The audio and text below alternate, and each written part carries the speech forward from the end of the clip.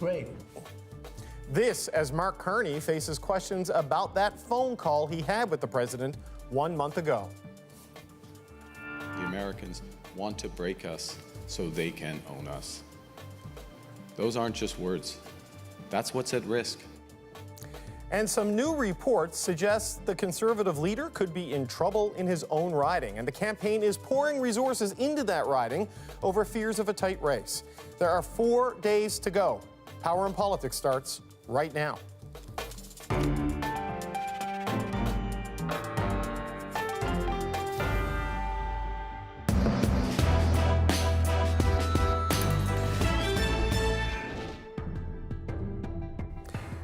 We begin with those revelations from that March phone call between Prime Minister Mark Carney and U.S. President Donald Trump. Sources told our colleagues at Radio-Canada that Trump mentioned Canada becoming the 51st state in that call, something Carney didn't mention at the time, though he confirmed it today.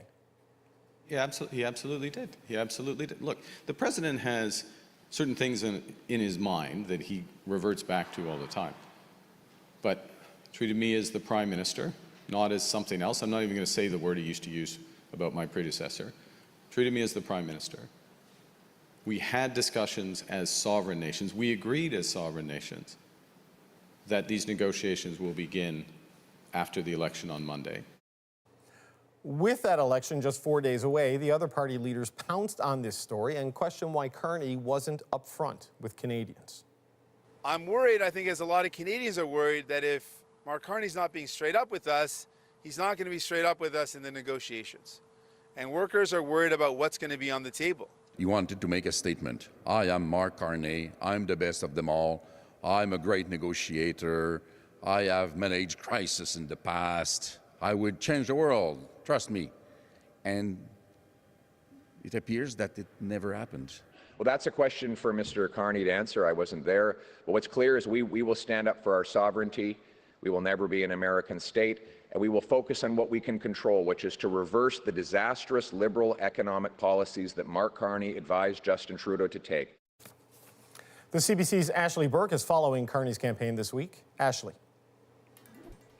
David, Liberal leader Mark Carney faced questions today about if he was being truthful and transparent with Canadians about his call with Donald Trump last month. After the two leaders spoke on March 28th, I asked Carney about it. He said Trump respected Canada's sovereignty in his private and public comments.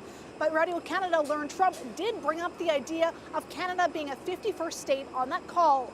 After being asked by journalists today about it, Carney confirmed that's true, but said Trump brings it up all the time and that during their call, the U.S. president absolutely did respect him as Prime Minister and respect Canada.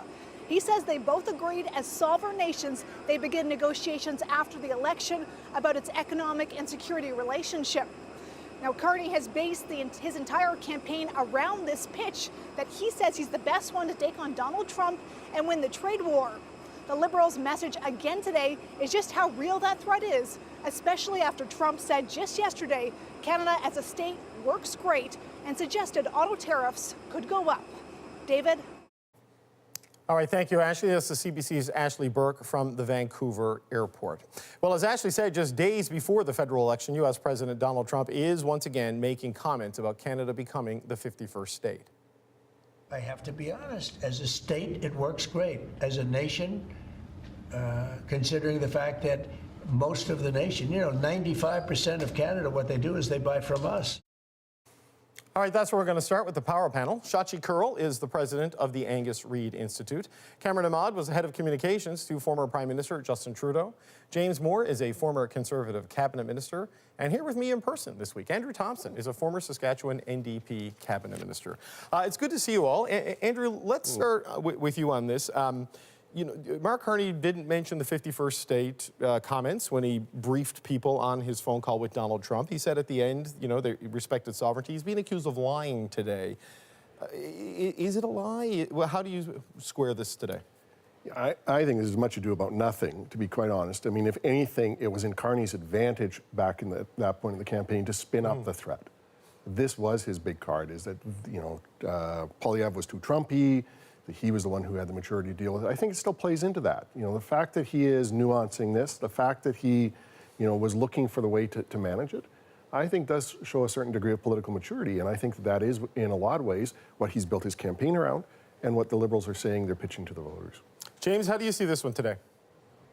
Same way. I heard the story and I found it a bit of a struggle. I mean, one can say that there was an omission there that provided a little less clarity about the phone call. But as I've said in this show before, Donald Trump has a tendency, I think, his sentences, subject, predicate, adjective, noun, his sentences fall apart in mid-flight. So you kind of don't know.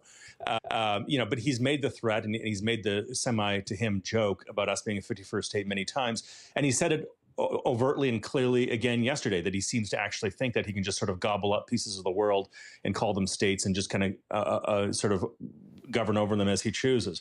If anything, if Mark Carney said that he had this conversation with Donald Trump right before the campaign started, and then he came out of it and he said, I just had a phone call with Donald Trump. He said he wants us to be the 51st state. That's why I need to be the prime minister. I need a clear majority. That would have been rightly criticized as exploiting a private conversation with the president for political gain. That's not what happened here. So omission is one thing, but exploitative or being dishonest is not what happened here. Yeah, Shachi, how do you see it? Because it seems to me, listening to Mark Carney, and I don't know, I wasn't on the call, I'm not in that signal group. It seems like they could have started talking about the 51st state, and then by the end of it, agreed to where they ended up. You know what I mean? How do you view what happened here? Yeah, so to an extent, in the same way James and Andrew were pointing out, there are sins of omission and sins of commission. On this one, I would say that, you're always damned when you get caught editing conversations. Think of conversations between your colleagues, between yourself and your spouse, or in this case, the Prime Minister and the rest of the country. There's always discussions and judgments and thoughts in your head around how much do I say, how is that going to play, how is that going to play. The challenge, I think, for Carney here is he's now finding himself in a situation where it's like, well, why didn't you tell the whole story? Well, if I'd told the whole story, then it would have come out that I was maybe being accused of trying to play politics, but now he's having to deal with it in a different way.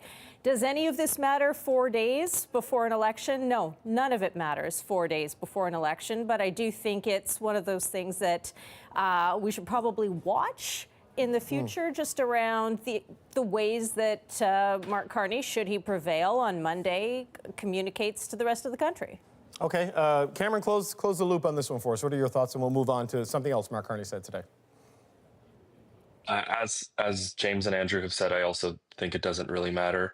Whether he said it in the call or not, first of all, is kind of irrelevant, because he has said this publicly so many times, as recently as this week. So nobody is under any illusions that he doesn't believe this or doesn't really think it. And two, in these phone calls, leader to leader phone calls across the board, you don't always disclose everything that's said. There are reasons to be very specific about what you say happen in those calls. I think all it does is just remind everybody about what the stakes are in this election, and that this election is really all about our relations with the United States and which candidate can best stand up for Canada. And I think just talking about this and having it be back in the news is in Mark Carney's benefit. Okay, I just want to note that on day 33 of this election campaign, complete unanimity on what is the discourse on whether something is important or not. The other thing I want to highlight from Mark Carney's press conference today is, they rolled out their platform, the Liberals did on Saturday, and it's got some big deficits in there. And it does talk about a shift in his priorities of spending. It moves away from the fiscal anchors that the Liberals have, well, I'm not going to say adhered to, but talked about to this point in their life cycle as a government. Here's what he had to say about that.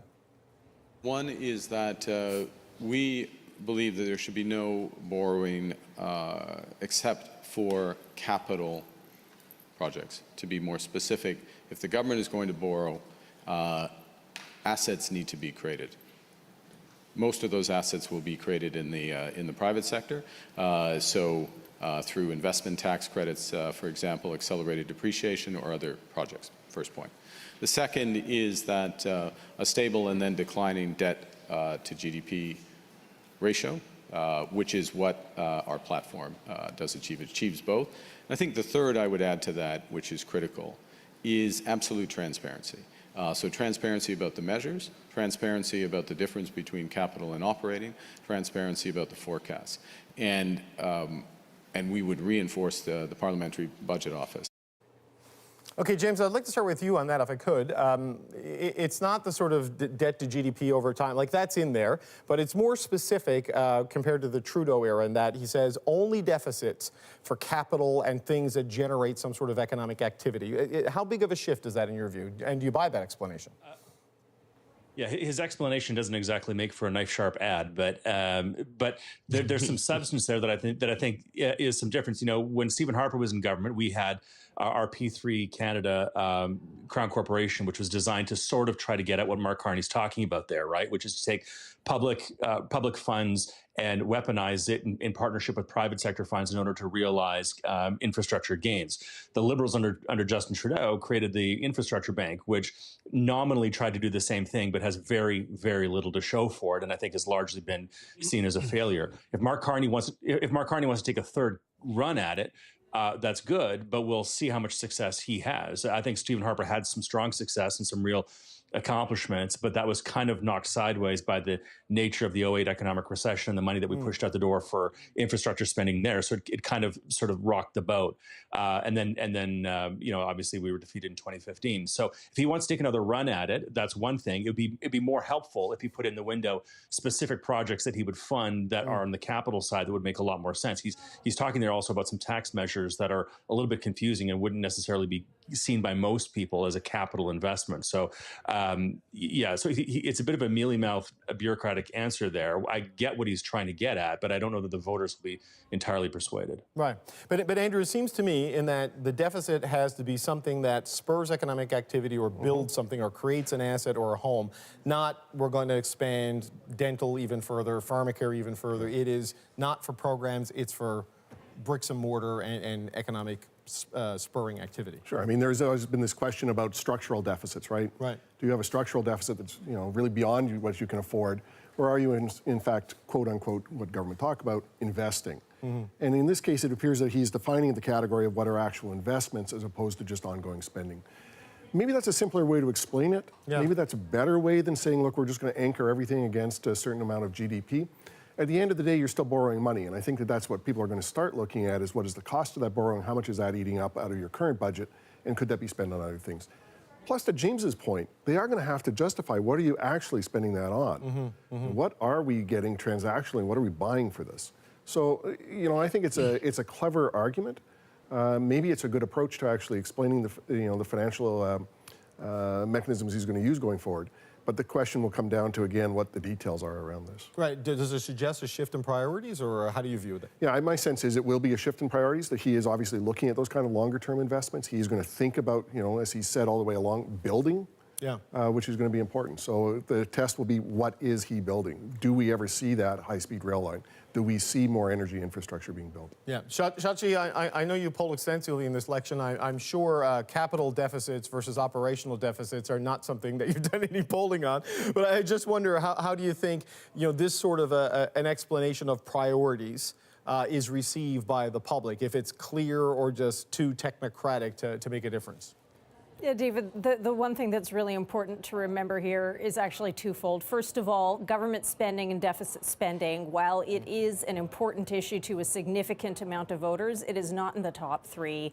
It's more around cost of living, inflation, and of course deficit spending is a part of that. But as a standalone item, it's not taking the place in the voter psyche in the way that it might have a long time ago. And what are some of the reasons for that? Well, our credit ratings are still okay. And I don't wish this, but should Canada find itself in a recession in 6 months, I think some of those questions that we're dealing with right now in this discussion are going to take on different nuances, different lenses, different meanings. But just in terms of the big blank check that Carney voters are going to be writing on this, they're taking a leap of faith here, as they do with any incoming government, saying, okay, we're trusting you to spend this money wisely, we're trusting you to spend it effectively. And I think the fact that where we see the polling, which continues to have the Liberals ahead, not by as much as at the beginning of the campaign, but still ahead, suggests that people in this country who intend to vote Liberal either view Mark Carney as a more disciplined fiscal manager than they viewed Justin Trudeau, or they're actually projecting, if they are left NDP or Bloc voters who are looking for a larger safety net for society, they're sort of projecting their hopes and dreams onto Carney rather than actually perhaps listening to what he's saying. But again, going back to the first answer, it's 4 days before the election. How many persuadable voters are still out there? Well, 7.3 million less than there were for the advance polls. We know that. So, Cameron, your thoughts on this explanation? I mean, is this I don't know if it's a campaign signal or just a signal of how he intends to govern? How do you view what he said today about all of this? Yeah, I think it's the latter, a signal of how he intends to govern and how he intends to set the country up for a potential major economic stress that we could face. I mean, yet again, there's another massive crisis that will impact all the decisions the government makes. We had the first White House with renegotiation of NAFTA. We had COVID. We had the war in Ukraine and global supply chains being completely strained. And so now, again, this incoming government is going to have to make major decisions about how to keep the economy afloat, how to protect potentially millions of workers who might see their jobs impacted. And I think what he's done with his platform is lay out a plan and a scenario for the government to be able to focus on growth and make those investments. I think when it comes to how he talks about it, it does position him as someone who understands the economy, who understands how to make those investments. He has been laser focused on building and on growth. In terms of whether it signals a shift, I think it does. He has talked about wanting a more efficient government in terms of how it operates and delivers services to citizens. But he absolutely has talked about productivity and making sure our industries can be competitive in a context where we can't rely on our biggest trading partner anymore. Diversifying our partners and our economy is core to his message, and I think today just adds a bit more detail in how he plans to do that. Okay, we're going to take a look at the Conservative campaign now, because Conservative leader Pierre Poilievre is revving up the pace here, hitting 3 provinces in a single day. He made a new policy announcement from a car dealership this morning in Halifax. Then it was wheels up to head west. Poilievre made a pit stop in Quebec City before landing in Saskatoon for a rally tonight. Mr. Carney doesn't care if your family has to choose between affording a warm home or a working car. He doesn't care if a young couple trying to start a life can't afford their first vehicle. Well, we've got news for Mr. Carney. Canadians are taking back control of their lives for a change. Poilievre says if elected, he would scrap the electric vehicle sales mandate. That mandate says all car and truck sales in Canada will need to be electric by 2035. The CBC's Kate McKenna is following the Conservative leader's campaign. Kate. David, we're in the final stretch now, and today Pierre Poilievre had a very deliberate and specific message. He says this campaign is about change. Now, he has been trying to tie Mark Carney to Justin Trudeau's record since before the campaign started, but that has gone into overdrive the last couple of days. He said the word change more than 50 times today, same thing yesterday. Signs at his rallies say change, so does the backdrop at some of his events. Here's what he had to say today. There is one word that describes the election: change. Change so you can afford food, change so you can afford homes, change that you're once again safe on your streets. We need change, and that is what Conservatives will bring. What goes unsaid is that if this campaign is about change, then it is not about Donald Trump. Poilievre has struggled to define himself on that issue, and the Liberals have been pushing that as the ballot question since before the campaign even began. So we have 2 different leaders pushing 2 different ballot questions. David? All right, Kate, thank you very much. That's the CBC's Kate McKenna in Halifax. Well, as the Conservative leader pushes for change, both the Toronto Star and the Globe and Mail are reporting that voters in Poilievre's own riding may also be looking for change. Those newspapers each publish stories about how the Conservative team is sending more resources to Poilievre's Carleton riding over concerns of a tightening race. James, I want to get your thoughts on that, if I can. When you look at the Ontario top-line numbers, the Ottawa regional numbers, I can get to the point where I see that race being tighter. I can get to the point where if it's an anonymous Conservative MP, they might lose. I can't get to the point that Pierre Poilievre is going to lose, mostly because he's Pierre Poilievre, you know, and he just doesn't do that in that riding. What are your thoughts on these reports and the state of play in Ontario? I think you're correct, and to affirm your sense of correctness, my mother-in-law says that he's going to win. So there you go. Oh, there you go. She Well, lives in that the decision desk is in. Done. All right. All right. Well, we'll just project that now. We won't even wait for Monday. Yeah. Look, you know, Pierre's represented that area largely. It's a huge riding, by the way, for those who know the Ottawa area.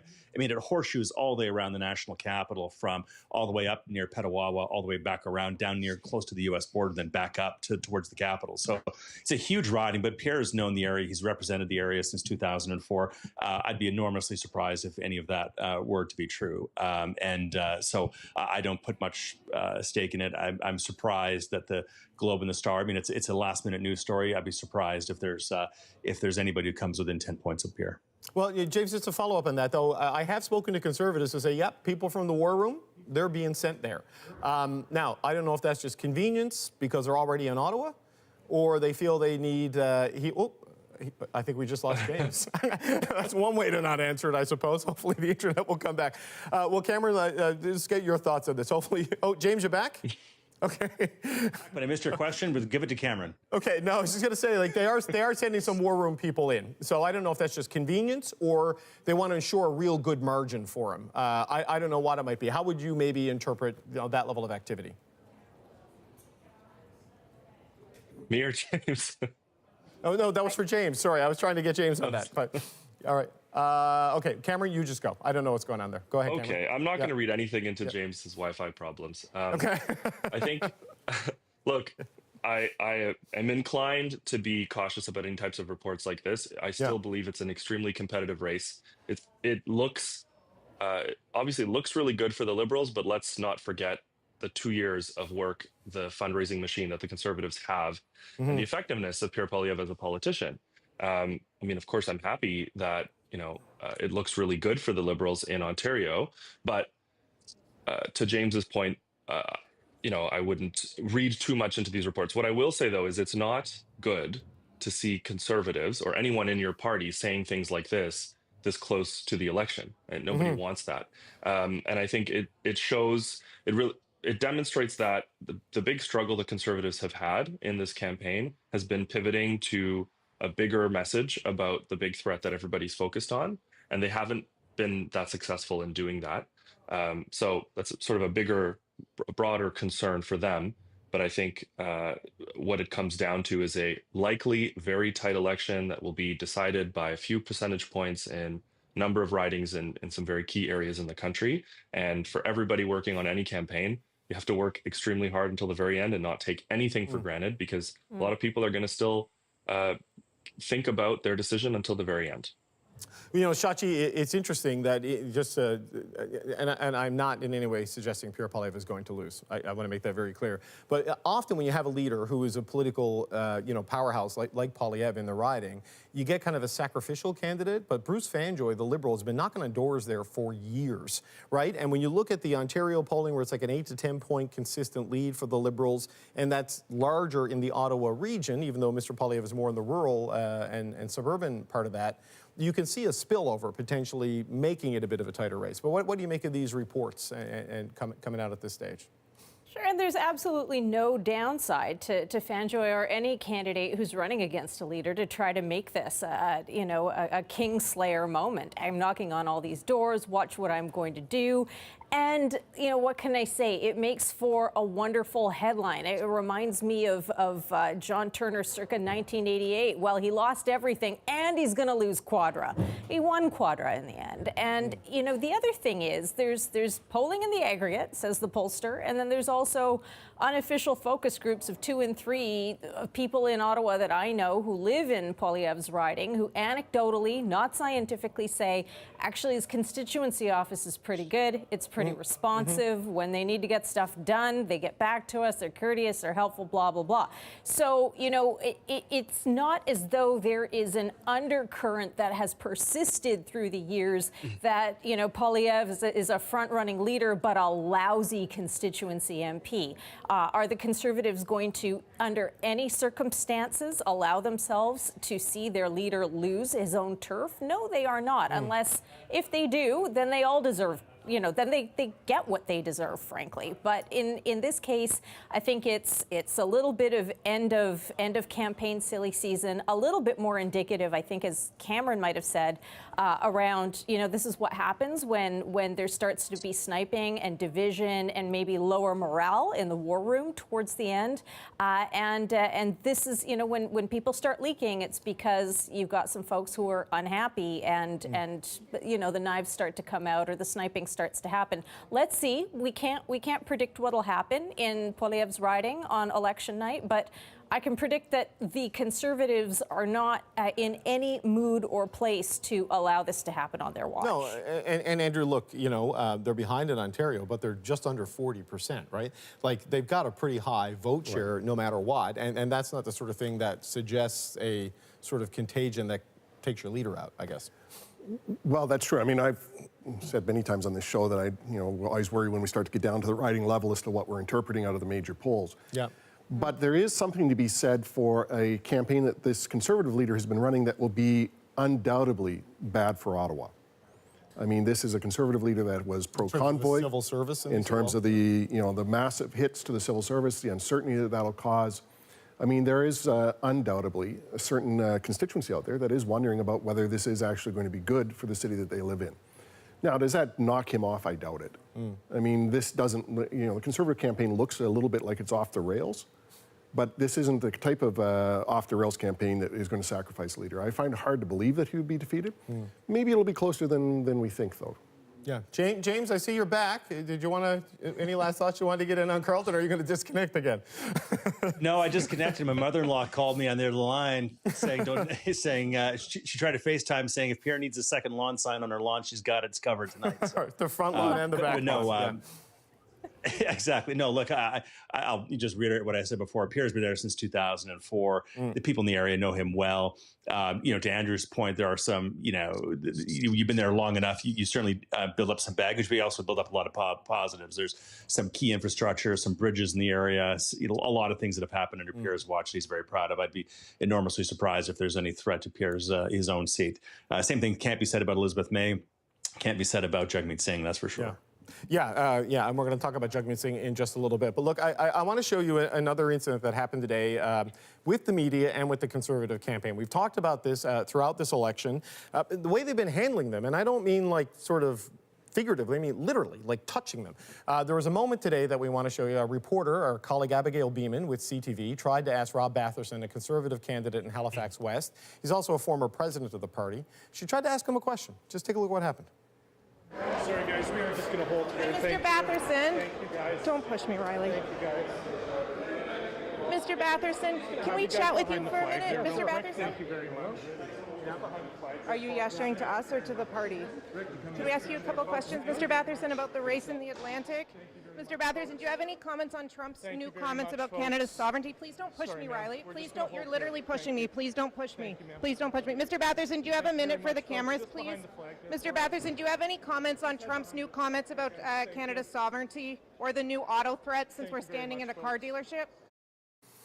All right, Shachi, what do you make of that when you see that? I mean, Rob Batherson, when I first met him, he was John Hamm's communications director. He's been around a long time, knows this game, but whoever this Riley person is, like physically getting in the way of a female reporter to stop her from getting there. And it's not like this was a super aggressive stunt thing. It was, can we talk to the local candidate? What did you make of what we saw there?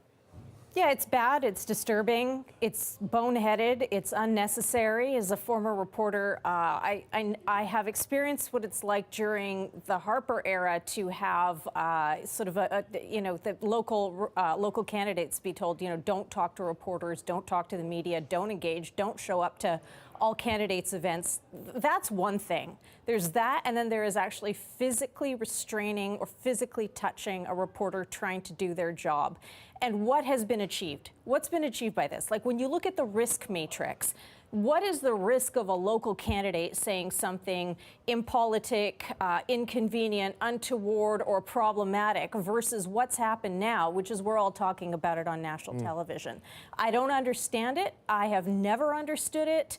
I understand that, you know, they're out of conservative universe. There's always been command and control. James Moore, our good friend and panelist, James Moore was one of the very few MPs in British Columbia, cabinet ministers in British Columbia, who would talk to the media. I mean, the BC newsrooms are littered with the detritus of other lesser MPs running from cameras, rolling up their windows when approached in their cars, all kinds of things. I've never really understood it. Just send talking points, people. It's not that hard. Yeah, James, you're always willing to have a chat unless, you know, your mother-in-law is FaceTiming you from Carleton. But just what do you make of that? Because we saw a similar thing when they were in St. John's and Petty Harbour, you know, when Steve Kent, former deputy premier, like, these are not inexperienced people, and physically pushing photographers and reporters and moving them away. I mean, I don't understand it. Just scrum for 40 seconds and move on. If you want to have a leader-focused campaign, where Pierre Poilievre came out today, and he actually made a very good announcement, a policy that I strongly agree with, about EV mandates from 2035 and pushing them back.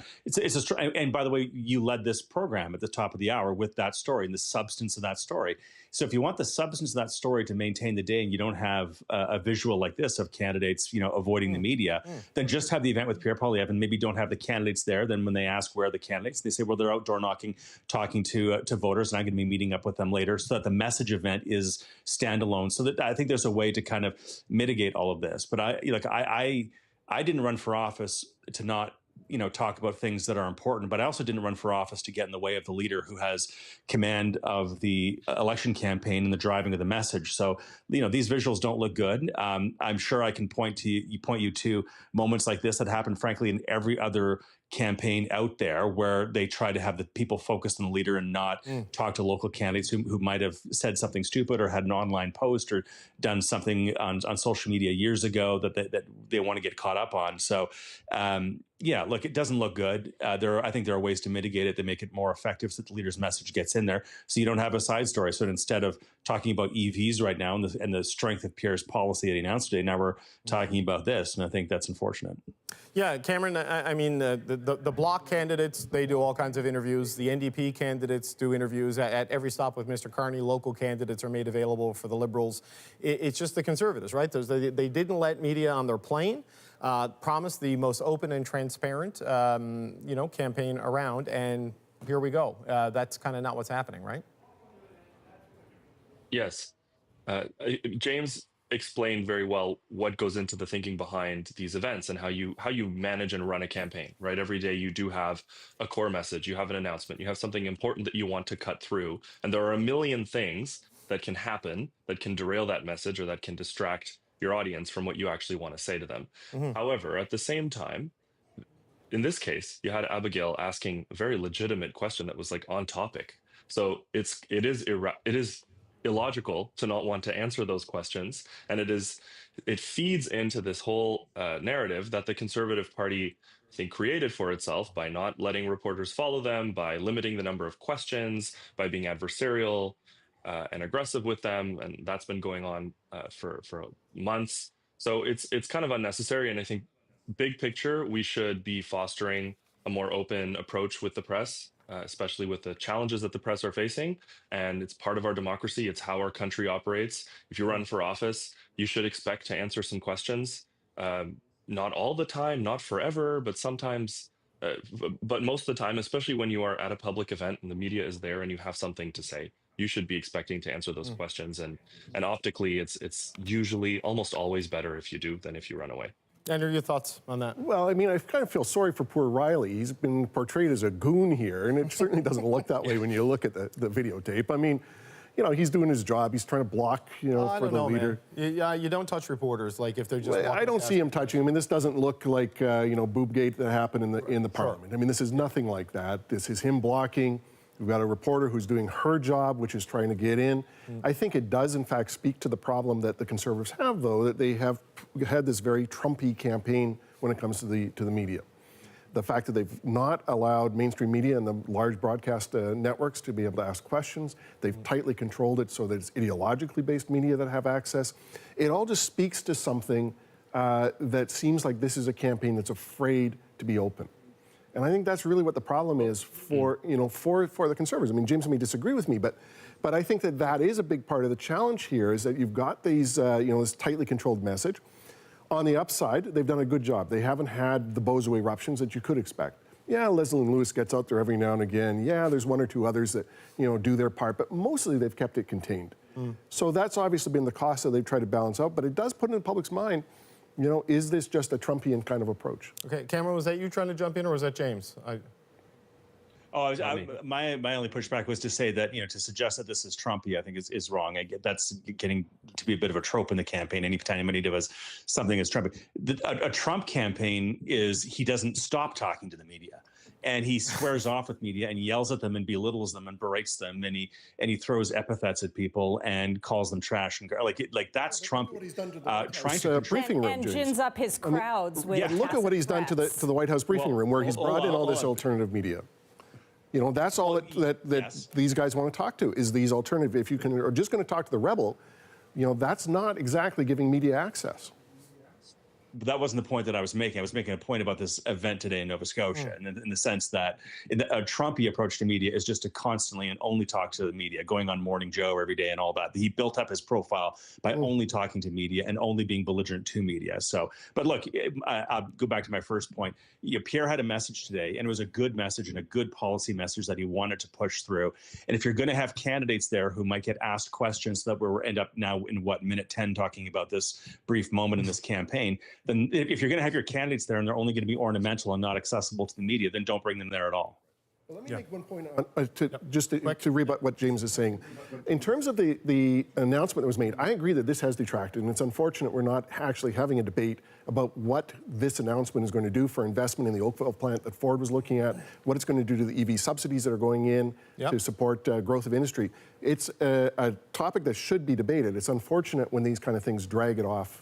Well, look, and just a final point on, I agree. But when you allow 4 questions, no follow-ups, and pre-select is going to get a question, how do you even explore the consequence of policy? And then when they won't make the local candidates available to apply? Absolutely. It is a conversation with voters. Yeah, quickly. Go ahead. Really quick. So, look, at the end of the day, answering questions in press conferences from reporters is almost never going to help a leader get his message across, right? You don't do that because it's going to help you hammer your message home. You do it because it's part of the job. You do it because it's part of democracy. And yes, he is taking some questions, but he is, as we've discussed, taking them in a very limited fashion. And there is a slide towards what does that mean in the future? How would you govern? Those are legitimate questions to ask. And if a candidate is demonstrating some behavior, it does open the question and the conversation to the behavior of the campaign and the leader, which has been taking place now, not just in the campaign, but when he was on Parliament Hill too, and after he became leader. Okay. Well, and further to Cameron's point, by the way, we've seen the Prime Minister of this country, we've seen Chrystia Freeland, we've seen Jagmeet Singh all say to independent journalists, who I may not have much time for, and neither might anybody else in this panel, but say to them flat out, I'm not talking to you. I will not answer your questions. So all parties do this in different ways. Today was this moment, but let's give equal scrutiny to all the others who do it as well. There's a big difference between the CBC and Rebel News. Let's be honest about that. Come on, James. I mean, we're not talking about people refusing to talk to Press Progress or somebody else here. Yeah, well, it's not just Rebel News that gets dismissed. Others do as well, is my point. And let's, don't ride too high on your moral high horse there, because you're suspect to fall off. Okay. Look, I would make one point. I'm not on the horse. None of the national leaders have done a sit-down mainstream English language interview throughout this campaign. A couple of them spoken to Nardwar, the Human Serviette, and Mark Critch, but not, any of the political shows, and you can draw what conclusion you want from that. Okay, one leader, though, who takes a lot of questions is NDP leader Jagmeet Singh, and he is in Manitoba promising voters that he will fight for workers. Singh began day 33 speaking to reporters in Winnipeg. He then took his campaign back to Toronto, where he's made repeated stops during this race. in this election, don't let Mark Carney have all the power. We know what Liberals do when they have all the power. They ignore working people. They give up on the folks that actually need to be supported. Singh is urging voters to send New Democrats to Ottawa to prevent a majority government. The CBC's Marina von Stackelberg is following his campaign. Marina. Hey, David. Jagmeet Singh's team is in Winnipeg, trying to shore up support for another at-risk NDP seat. Elmwood-Transcona, a working-class and suburban riding here, has almost always been won by the New Democrats. But in last fall's by-election, the NDP only held on to it by a thin margin, with the Conservatives coming in a close second. Polling suggests the NDP may suffer significant losses on election night. Even Singh's riding is at risk. This is his third election campaign, but he has failed to grow his party in any substantial way. Singh is very much on message track. Increasingly, he gives the same sort of response to reporters no matter what question we ask, saying the NDP is the only party that will stand up for everyday Canadians.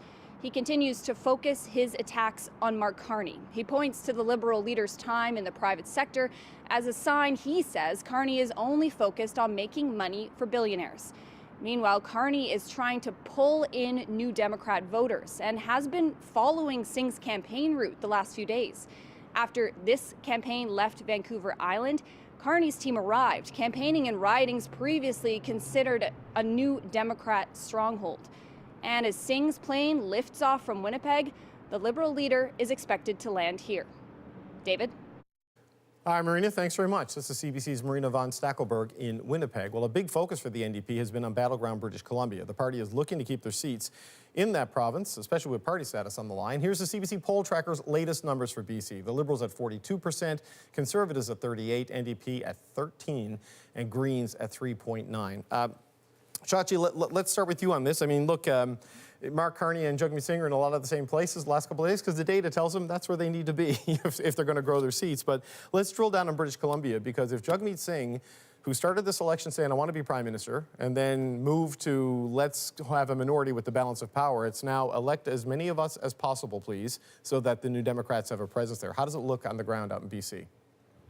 Well, of course, I'm not out door knocking with New Democrats or with Liberals or with any party, for example, and for that matter, rather. And so, I mean, in terms of how it looks, it's you know, you're often just going based on what are you hearing? What are you hearing from friends or contacts within these campaigns? But I can tell you about one part of British Columbia that has traditionally been a locked stronghold for the New Democrats, and that's Vancouver Island. And that is an area that, you know, the dynamics are fascinating. You go back to December, just like 120 days ago, some of those seats would have been in a situation where they would have flipped from orange to blue.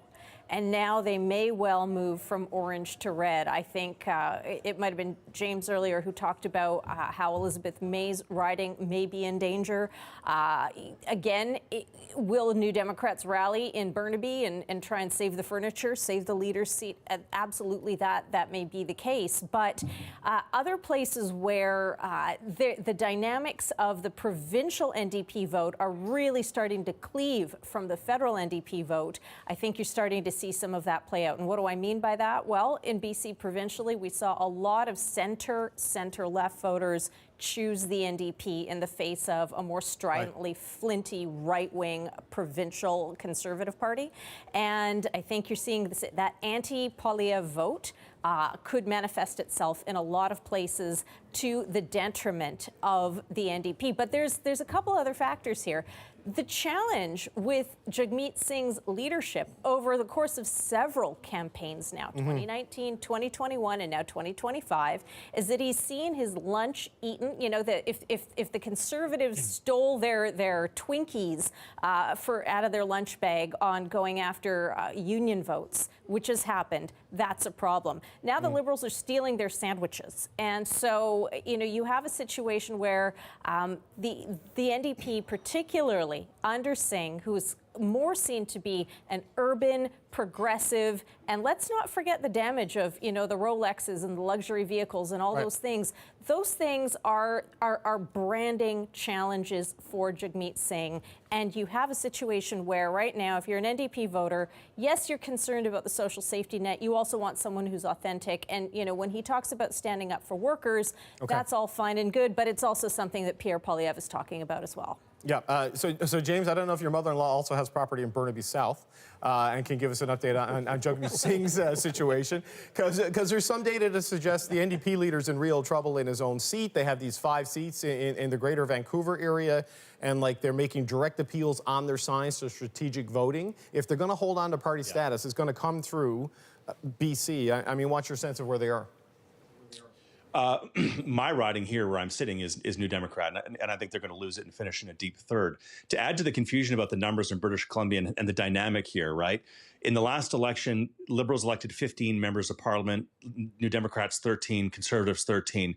The Liberals got the most seats, but they got the fewest number of votes. They got 26% of the vote province-wide, but they got 15 seats, and it was 13-13 for the others. And now, if the numbers are to be believed, I think that you showed in the graphic there, 42-38 Liberal Conservative. If that's to be believed, then so those NDP votes that break away, if you're in frankly a blue-collar household that are homeowners, and that's a lot of Vancouver Island, a lot of the working class suburbs around Vancouver, those voters break 2-1 Conservative as their second choice over Liberals. But if you're in a different part of the province, those numbers can break more accretively to the Liberals. So on Vancouver Island, Shachi's right about the history of Vancouver Island. In recent history, it's been an NDP stronghold. But if you look back to 93, 97, and the 2000 federal election campaigns, the Reform Party Canadian Alliance, we swept almost all of Vancouver Island, with the exception of Victoria and Esquimalt-Juan-de-Fuca with Keith Martin there after he's crossed the floor after the 2000 campaign. So Vancouver Island looks like it's going to go back blue, and the suburbs of Vancouver are likely going to be, going to be a lot of bleeding of the vote over to the Liberals. So I didn't sort of a seat by seat in the province. I see the New Democrats winning 3 seats in British Columbia. Jenny Kwan, probably Don Davies, probably Peter Julian, and not Jagmeet Singh. Right, and I have to correct myself. I said Burnaby South. That was his seat in the old Parliament. It's Burnaby Central now because some things have been redrawn as it goes up to 343 seats in the House of Commons. Andrew, what are your thoughts on that? I don't know if you're as negative and down on them in BC as James is, but 3 to 5 is kind of the range you hear from some of the analysis. Where do you think the NDP for sure. I mean, I think if the Conservative campaign has kind of gone off the rails in the last few weeks, the problem for the NDP is they've never been able to get on track. They have never been able to figure out what that message is. And part of that is because of the strategy they've used for the last 4 years. They've spent much of the last Parliament telling everyone the Liberals are okay, we can support them. And telling everyone Pierre Poilievre is, evil incarnate. So you've set up this dichotomy in your race already. And that's what's playing out. And so this is not a surprise when you see folks like Mike Harcourt come out, as he did this week, former NDP premier, saying, look, it's better for the country if we have a Carney government, but people should vote for NDP MPs where they exist or have a good chance of winning. That was probably what they should have run on all the way through. That was the simplest message. Like Marit Stiles ended up doing kind of... That's right. It's look, we're there to keep them honest. Somebody, you can't trust them entirely. Somebody's got to hold their feet to the fire. That's what our job is. Our MPs are good. Instead, they got drifted off onto Singh, in his jiu-jitsu thing, being this big leader, he's going to fight for everyone. That's really not what people are wanting from the NDP today. And I think NDP voters are looking at that. This is one of the pieces that I think will be interesting after the election, is to what extent the Liberals are going to sprain themselves, slapping themselves on the back, thinking that the party's resurgent, and really they've borrowed a whole bunch of vote from folks that will otherwise be really kind of wondering, is this in fact the government that we wanted? Yeah, Cameron, 2 things I wonder about is the $3 million the Conservatives spent on ads, grinding the NDP into dust last fall, trying to shame them into calling an earlier election. But also on the Liberals clapping themselves on the back. The Liberals I have spoken with through this campaign have a collective PTSD from 2 years of being down 20 points, and almost don't want to believe where they are. But how do you see things shaping out with the NDP in the days that are left? Well, I think they are definitely facing a serious challenge with their campaign. I think Andrew did a good job of summing it up, not really getting on track from the start, not having, and I don't think it's just about encouraging people to vote strategically, because yes, that might work with a contingent of people, might work with your voters, it might remind them why it's important for them to keep volunteering and knocking on doors. But I think for the broader public, everyone has a single vote, right? And they want to be inspired, or they want to hear a message that will resonate with the things they care about. And I think what the NDP hasn't managed to do is really hone in on the big issues and differentiate themselves and propose interesting vision and ideas. So, I mean, I have quite a bit of respect for Jagmeet Singh and how he worked with the government and actually passed some really important progressive policies. They certainly have a case to make for their usefulness and their value in Parliament. But right now, I mean, the context has completely changed. People are absolutely focused, laser focused on one issue, and Mark Carney has managed to. I don't think anyone's clapping themselves on the back. They're saying, you know, Mark Carney's managed to bring hope and optimism to millions of people because he's demonstrating that he's ready to take on the United States and stand up for Canada. And he has the credentials, he has the demeanor, he has the respect internationally. So absolutely, let's put our hope in him and let's give him our support because of the crisis our country faces. It's hard to stack up to that for the NDP right now. It's really hard to match what that offer. Yeah, James, can I just come back? Your seat by seat, you got 3 NDP. How do the other 40 ridings go? Is it pretty much a 20-20 split, or how do you see that kind of go? Does Liz May hold on? How do you view it? I think Elizabeth May's riding is tilting conservative, and I think the rest of the island north of Victoria is pretty much conservative with some very tight races. But ground games will matter. You know, in most ridings, each of the 3 parties will have a floor of 20%, right? In all those swing ridings. So the ground campaigns will all matter. By the way, doubling down and agreeing with some of what Andrew said in a different context. In 2015, Stephen Harper said, re-elect us as conservatives because it's working. And the Liberals said, no, it's time for change and elect us because we're the other governing party. And Tom Mulcair and the NDP said, yes, it's time for change. And the way that you get change is you vote for the official opposition in the NDP. And the voters said, you know what? I think you're exactly half right. And they went towards the government.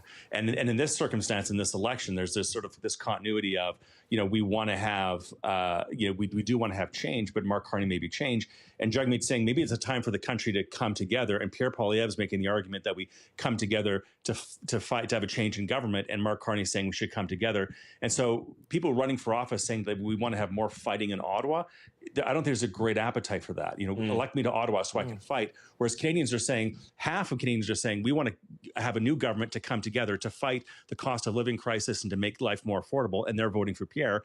And the other half of Canadians are saying, let's come together and stand up to Donald Trump and be united as a country and do that. And Jagmeet Singh is saying, no, I want to go to Ottawa and fight. And almost all of Canadians are saying, no, we need to come together to either have change in government and a better direction or rally around Mark Carney and fight Donald Trump. But the idea of electing a parliament that will fight with itself doesn't sound particularly appealing to a lot of Canadians right now.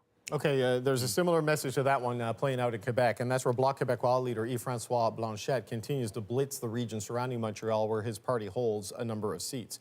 Blanchet made multiple stops today in Bloc-held ridings, but he also popped into a riding held by the Liberals. If what is done by the Liberals, chosen by Canada, we will work with them if it's good. That's the very purpose of the Bloc Québécois since it was created by Lucien Bouchard. The CBC's poll tracker shows a small rebound for Blanchet in recent weeks, but his party is still on track to lose a significant number of seats. The CBC's Rafi Boudjikanian is following that campaign. Rafi.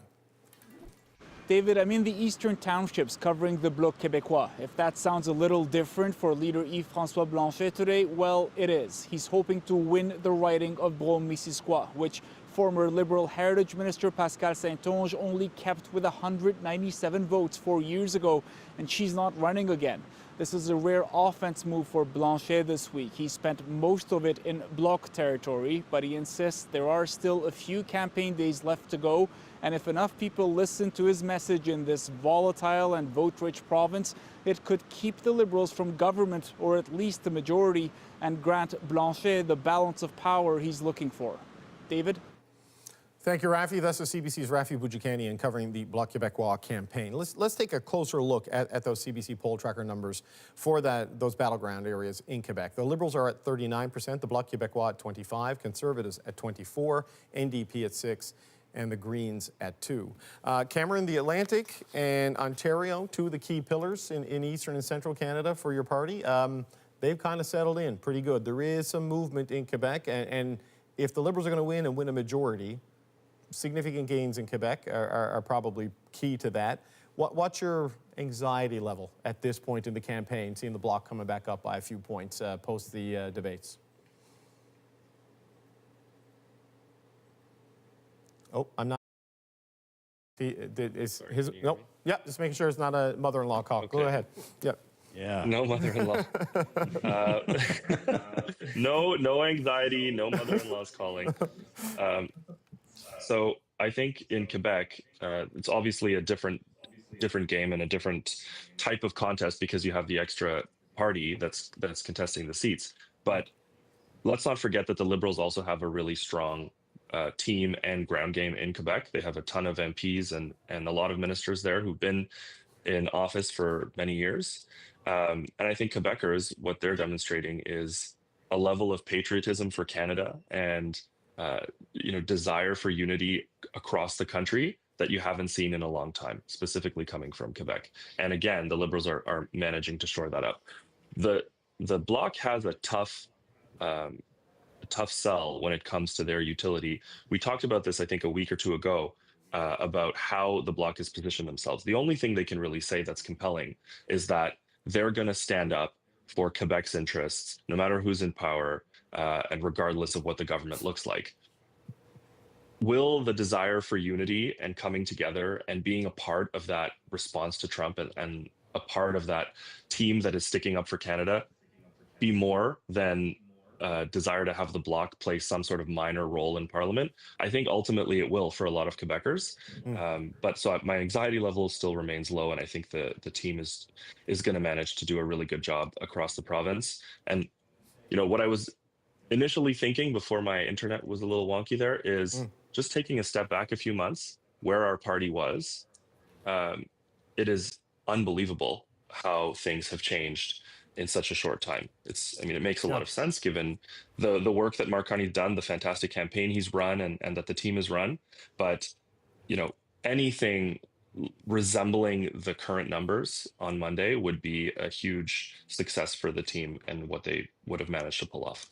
Yeah, like 3 months ago, Shachi, they were looking at 42 seats, and now they're at 42%. I mean, it is a remarkable transition. But as you know, like the north and south shore of Montreal, that's where the battleground is with the Liberals and the Bloc. And 2-3 percentage point swings in Quebec because of the vote splits there. It's a bit like Vancouver Island. It can mean a seismic shift in the number of seats, right? Like it can mean the difference between gaining 10 or gaining 4 or gaining none, right?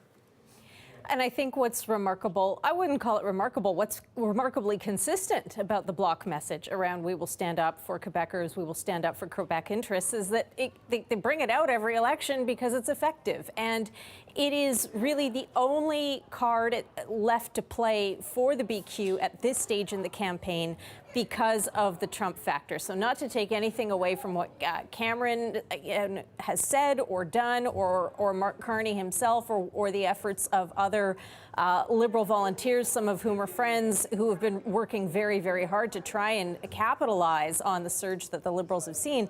But, frankly, this is about the Trump factor. And if anything has rattled Quebec voters, it's the notion of being relegated to one part of a 51st state.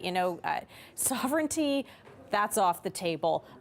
Nation rights, that's off the table. The amount of legal and constitutional balance and power that Quebec holds in Canada, that's off the table if Canada becomes a 51st state. So while people outside of Quebec went, hell no, that's not going to happen for various reasons, in Quebec, it was especially rattling and especially motivating for a lot of Quebecers to shift their votes, looking at, what is our situation here? What is our position here? And how strong do we want to be, and how strong do we want to feel? So but I go back to the difference in messaging.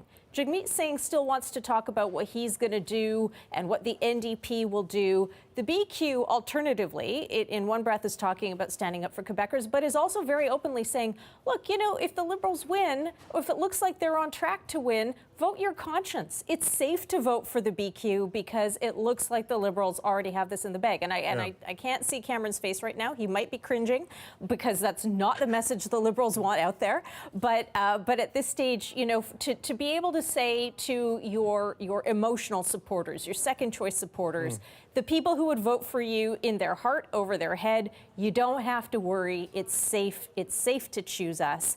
Maybe in some ridings, what gets them that extra couple of points to swing at. Yeah, it's the same logic behind Jagmeet Singh talking about a super majority, not just a majority.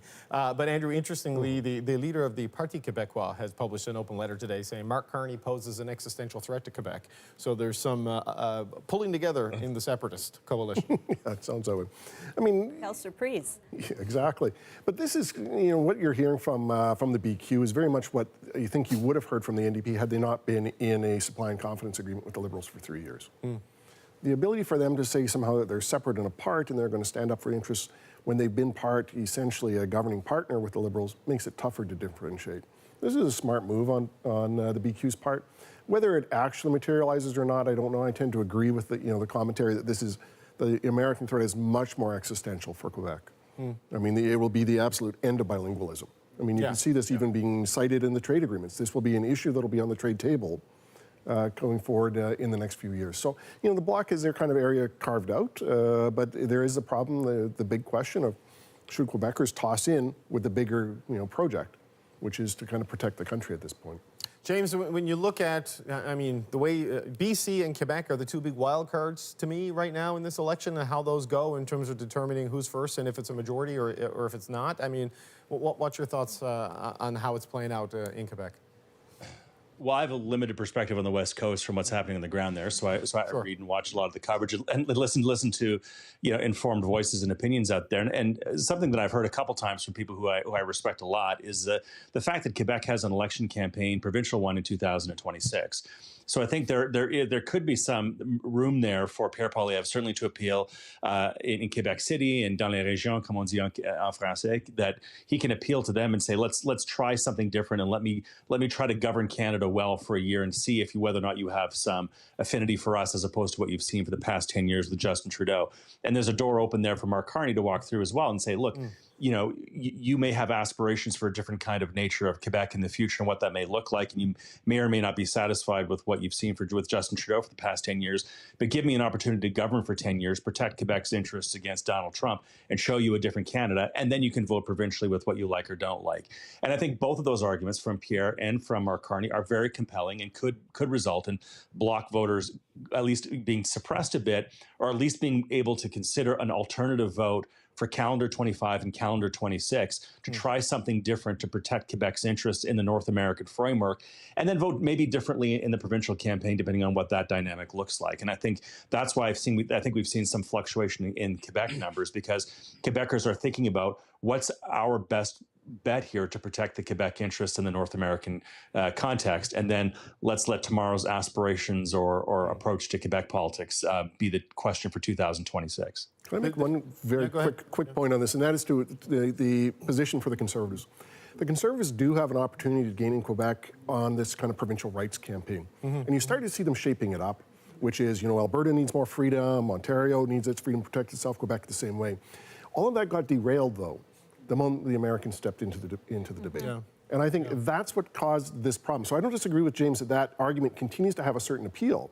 I just don't think it has an appeal in this particular election. Yeah, Trump has been the solar eclipse of this campaign. It's interesting, just a little interesting point. J.D. Bellevance, who's going to be on the show in the second hour, he was telling me about an email he got from a lifelong, sovereignty voter for the BQ and the PQ, who this time is voting for Mark Carney, but feels so guilty about it, he's sending money to Mr. Blanchette's party, to assuage the split, the conflicting emotions they're having in this election. Indulgences. Campaign. Yeah, all right. Thanks, everyone. It was a fun hour. We got to say goodbye to the Power Panel, though. Shachi Curl, Cameron Ahmad, James Moore, and Andrew Thompson. Appreciate it. We'll talk to you again soon. And Monday is the big night, everyone. And Monday's a big night, and CBC has you covered on election night because on Monday, Power and Politics will bring you special pre-election coverage from right here in Toronto, starting at 4 p.m. Eastern. Then our chief political correspondent, Rosemary Barton, will host Canada Votes, where we're going to give you minute-by-minute updates as polls close across the country. Coverage begins at 6:30 p.m. Eastern, 3:30 Pacific, wherever you watch CBC News. There's still lots more to come here on Power and Politics. Up next, how the major parties plan to tackle the housing crisis. Then, could the Liberals break through in conservative Alberta? And our panel of veteran political journalists will join us to talk about the headlines from day 33 of the federal campaign.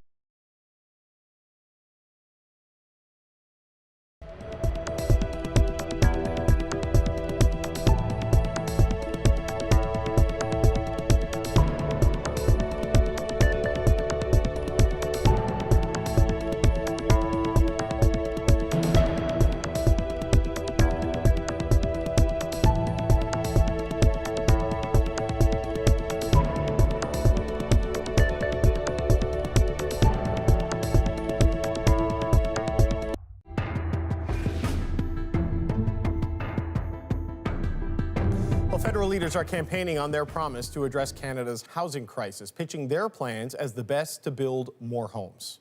We will build homes you can afford to buy, homes that are more sustainable and cost less to live in. We will axe the sales tax on new homes and incentivize municipalities to cut their development taxes to bring down housing costs by $100,000.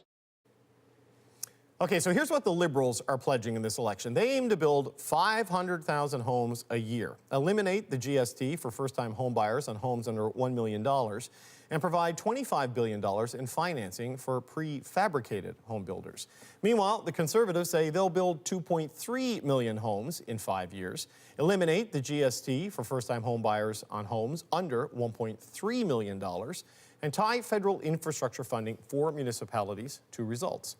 So what will it take to follow through on these platform promises? Here with me is Ian Underwood, CEO of Habitat for Humanity for the Greater Toronto Area, and Mike Moffat, who is the Senior Director of Policy and Innovation at the Smart Prosperity Institute. It's good to see you both. Thank you for being here. Great to be here. Ian, let's start with you. Thanks for having us. Plans to accelerate, construction, reduce red tape, reduce development costs, 500,000, hundreds of homes a year. I mean, are these realistic pitches? How do you view them? Well, it's election time, so lots of promises are being made. But, the place I think I want to start is what's really encouraging with what we're hearing from both the leading parties is the emphasis on government fees and taxes. Right. I look back on the last few elections. We didn't talk about government fees and taxes before, but I'm sitting here as a home builder. I'm one of 45 habitats across Canada. These are very real to us as a nonprofit builder. They're real to the for-profit builders. And so the fact that governments are talking, the leaders are talking so much about fees and taxes, and the two biggest ones, which are the GST and the development charges, right.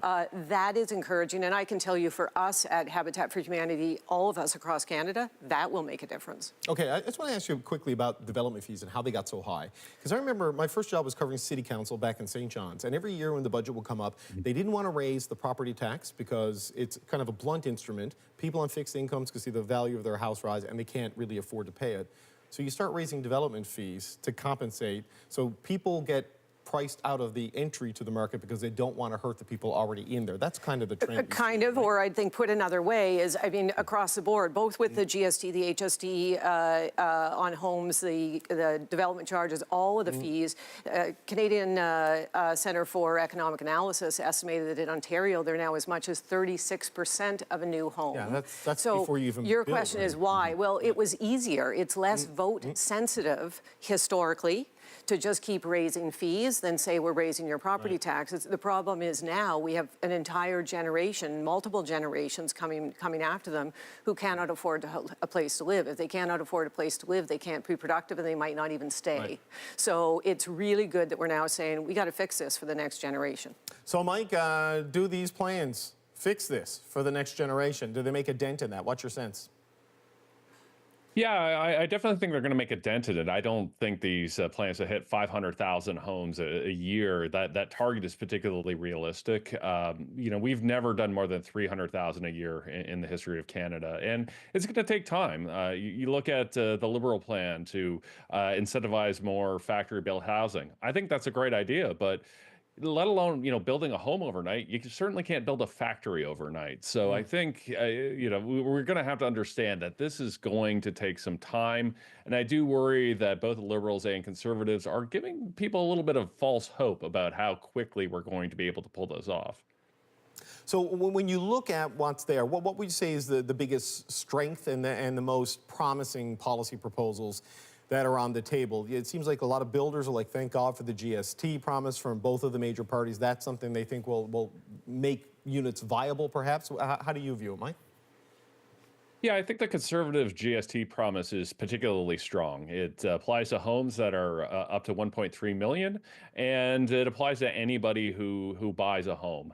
Because the GST only applies to new housing, it basically acts like a construction tax, the same way a development charge does. So I think that's a helpful policy. I think on the Liberal side, they are reintroducing a tax credit from the 1970s called the MERB program, which gives investors in kind of small-scale apartments incentives to build new apartment buildings. It worked back then. I think it would work again today. So I do think that the tax portions of both of these platforms are really strong. The Conservative side's a little bit stronger on the ownership side, whereas the Liberals are a little bit stronger on the rental side. Okay, so Ian, how do you see the promises on getting these development fees down, right? There are some incentives there to do it from the Liberals. The Conservatives in the past have basically, more of a stick approach on infrastructure money for municipalities that don't hit percentage targets? How do you see that? Yeah, I think regardless of which party ends up leading the government, both of those promises will take some fine-tuning. Because the Conservatives have said they'll reduce they'll match 50 cents on the dollar for every reduction. The Liberals have said they'll drop them by 50%, but they'll do that by, if I understand it, streaming in other funding for infrastructure. So it leads to another thing that's actually in these plans. They've both acknowledged they have to be more careful about the bureaucracy they create when they're trying to help. Sure. And so that's going to be a nuance on both of them of how they get at it. So, Mike, when you look at the Conservative plan, they reward cities that permit more than 15% more homes a year, reduces infrastructure funding for cities who miss their targets. Well, what do you make of that carrot and stick approach here? Yeah, well, I think it's been a little bit mischaracterized. You know, the Liberals are saying, like, do what we say and we'll give you a cookie. And the Conservatives are saying, well, if you don't do what we say, we won't give you a cookie. But at the end of the day, it's money for cookies. There's not that much difference between the two. I do think the Conservatives will have to go back to the drawing board a little bit. You know, that 15% is a blunt instrument. It kind of rewards cities that haven't been building all that much housing.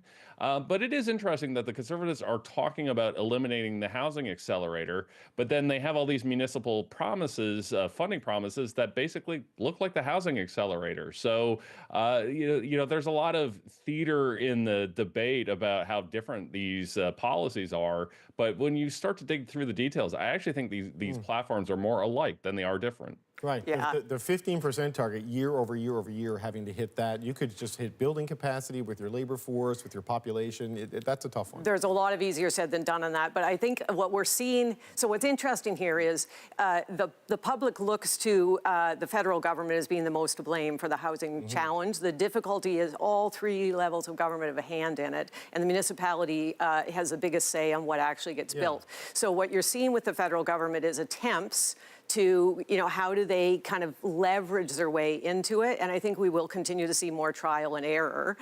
Again, what I think is commendable with both of the, you know, the platforms we've been talking about is they are using the levers that are most available to the federal government, which is the taxation policy. And what Mike was just getting at with the MERB is the how do you incentivize private capital into building the housing that we need? The Conservatives have a version of that too. They've talked about if you sell an asset and you reinvest that asset in Canada, then the capital gains would be relieved from it. So they're on the right track. That will need some fine tuning to make sure that reinvestment gets to the right place and doesn't just create more of what neither of them have talked about, which is this financialization of housing. Right. And then, you know, continuing to challenge the affordability for everyone. Okay, so Mike, just on this point, like on Monday, either, you know, Mark Carney gets to continue or there's a change, you know, but the municipal governments across Canada, they're not on the ballot on Monday. The provincial governments across Canada, they're not on the ballot on Monday. And that's where a lot of the control, like they cannot open up zoning regulations in the city of Toronto or the city of Ottawa or in Fredericton at the federal level. So, I mean, how much should Canadians expect things to change just because the federal government is coming to the table with a series of policies when really it's provinces and cities that control a lot of the real important decisions here? Yeah, I think that's a very good point. And again, it's part of my concern with some of these targets, that there's so much out of the control of the federal government because there's so many bottlenecks. You look at, you know, a lack of land. You know, ultimately, it's the province and municipalities who do things like set urban growth boundaries. If we do start to scale up housing, you know, you wonder where you're going to get the electricians and the roofers and the plumbers from, and that's largely provincial policy. So absolutely, like the federal government does have a number of policy levers, but this is, you know, it's almost like a fleet of ships, right? You tend to move at the rate of the slowest ship. And, you know, if the provinces and municipalities aren't going to play ball, then not much is going to get done. Right, so the premiers, Ian, and the mayors and the councillors, they need to do a little bit more lifting in a lot of cases here too, right? Unquestionably. What is encouraging is, I think probably across Canada, there hasn't been a municipal election or a provincial election in the last 2 years where housing hasn't been in the top three. Right. So the good news is every level of government is motivated around this. Every politician is more familiar, more aware of the levers they will need to pull. In many respects, the hard part is getting at my generation, the generation that has done well, and is helping us understand we need to give up some of our privilege. Some of that relates to zoning, some of that relates to capital gains, dare I say it, in order for our children and grandchildren to do better. And it goes back to what Mike said. This will not be an overnight fix to a problem we have in Canada that was decades in the making. But it's encouraging. You know, a year and a half ago, we thought this would be a housing election. Then we thought it'd be a housing and affordability election. Then we thought housing wouldn't get talked about at all. So we're thrilled that it is coming back and that people are paying attention and talking about it. Yeah, look, a lot of older homeowners want young people to be able to afford a home, just not their home. They want to keep their value up. That's one of the tensions in solving this whole problem. That is a tension. All right, look, I want to thank you both for your analysis on this. Ian Underwood and Mike Moffat. Always appreciate the time. Thank you both. Thank you. And thank you for having me.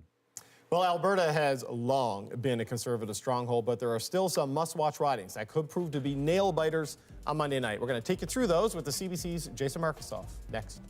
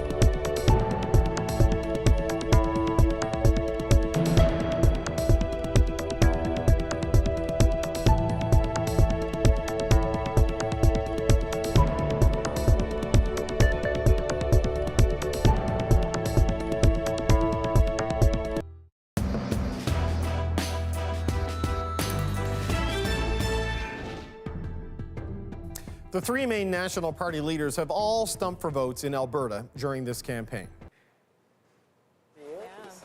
Good morning. Good morning. Good morning. I see the Oiler earrings are out, and we're going to always fight for the people of Alberta. It is fantastic to be back home in Alberta. I even have my mother and my brother here. Where are they? There they are. My mother's over there. My brother, Patrick. A lot of good memories from Edmonton. The CBC's poll tracker has the Conservatives at 59% in Alberta, with the Liberals trailing at 28.6%. But there are still a few key ridings in some of the city centres that are too close to call. Our next guest, he's been watching the race in Alberta closely as the final days of the election take shape. We are joined now by the CBC's Jason Markusoff, who is in Calgary. So Jason, the poll tracker, it suggests a commanding lead for the Conservatives in the province. How much can the Liberals and the NDP hope to realistically break through? Yeah, I've looked into the future, and surprise, surprise, spoiler, on April 28th, we'll be saying that Conservatives have won most seats in Alberta. There are 37 seats. That's pretty much a given. You zoom out, the entire map will be blue. You have to zoom into the cities, Edmonton and Calgary, for some gains. That 28% for the Liberals would be a disaster in a place like Ontario or BC or Atlantic Canada or Quebec, but in Alberta, that's a very good result for the Liberals. They've gotten much lower before, and a large part of that is because the NDP vote has largely collapsed. There have been some elections recently in the Trudeau years, and Trudeau's, of course, not a very popular person here, where the NDP finished second provincially, but that is not going to be the case according to the polls this coming year. Yeah, look, 30% for the Liberals in Alberta is a winning lottery ticket. You mentioned map, and as luck would have it, we have one right here. And you're right, when you zoom out, it is very blue. But when you zoom in, you do see a smattering of different colors. I want to start with Edmonton. And you see there is a lot of blue. There's 2 orange seats there right now. But Jason, just walk us through the seats that you're focused on, because the New Democrats, Conservatives, and Liberals all have hopes in this city.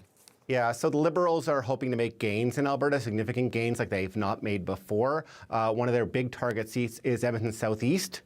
Down in the corner, riding that Amarjeet Sohi, the current Edmonton mayor, has held in the past, and he is running there again. Next door to him, there's also Edmonton Gateway. That's a riding where Tim Uppal, the deputy leader of the Conservatives, is running, but the numbers and demographics seem like it could be favorable to the Liberals.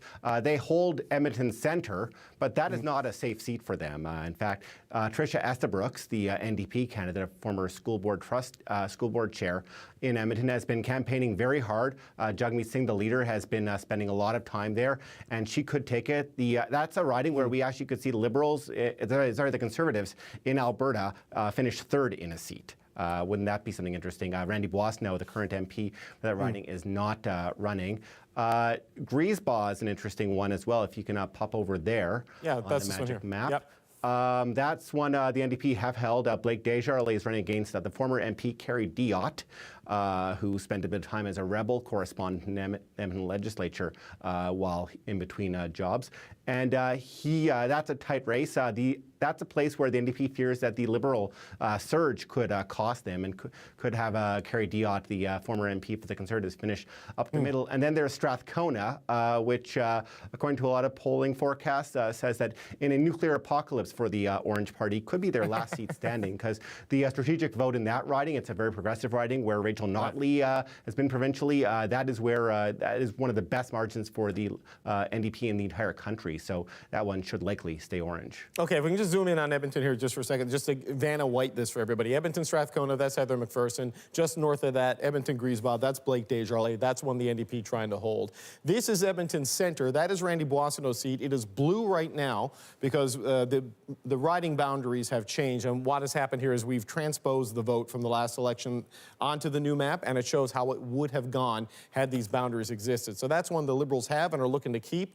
This is Southeast. That's where Amarjeet Sohi, the mayor of Edmonton and former infrastructure minister in the federal government, is running. Okay, Jason, that's Edmonton. Calgary, there is a Liberal in Calgary. This is George Chahal, but there's like 3 or 4 that are kind of in play in the city. Walk us through those.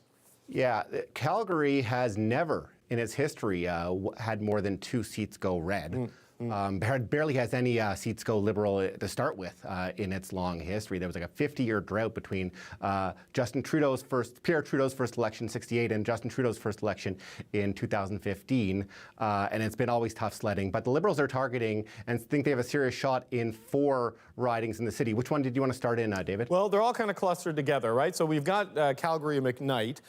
That's where George Chahal is running, and with the rebounder, he was in Calgary Skyview last time. So Chahal is running there.